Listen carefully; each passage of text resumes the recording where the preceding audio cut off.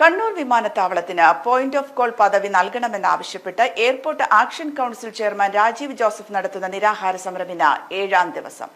സമരത്തിന് പിന്തുണയും അഭിവാദ്യവും അർപ്പിച്ചുകൊണ്ട് വിവിധ സംഘടനകളുടെ പ്രവർത്തകരും വ്യക്തികളും ദിവസവും സമരപന്തലിലെത്തുന്നുണ്ട്. UAE-യിലെ സാമൂഹ്യ പ്രവർത്തകനും OICC ഗ്ലോബൽ അംഗവും IUC ജനറൽ സെക്രട്ടറിയും ചിരന്തന പ്രസിഡന്റുമായ പുന്നക്കൽ മുഹമ്മദ് അലി ഇന്ന് സമരപന്തൽ സന്ദർശിച്ചു.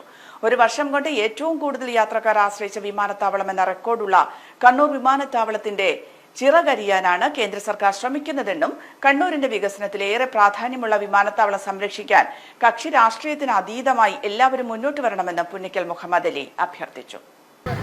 ഒരു ഗവൺമെന്റ് സ്ഥാപനത്തിലെ ഒരു സാധാരണ തൊഴിലാളിയായി പ്രവർത്തിക്കുന്ന ഒരാളെന്ന നിലയിൽ തൊഴിൽ കിട്ടുന്ന സമയത്ത് ചില സാമൂഹ്യ പ്രവർത്തനം ചെയ്യുമ്പോൾ എനിക്കുണ്ടായ അനുഭവങ്ങളിൽ വെച്ച് ഞാൻ മനസ്സിലാക്കിയത്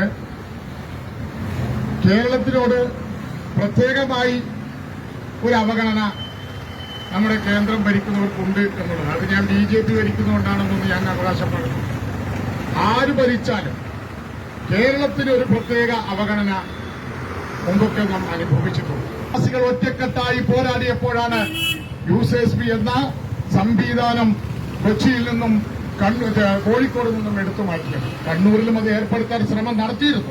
Mitra ladies fitness centre, 3rd floor, Regent Plaza, Pazhayangadi, behind bag bazaar. Mobile 6282430630 and 9961400300.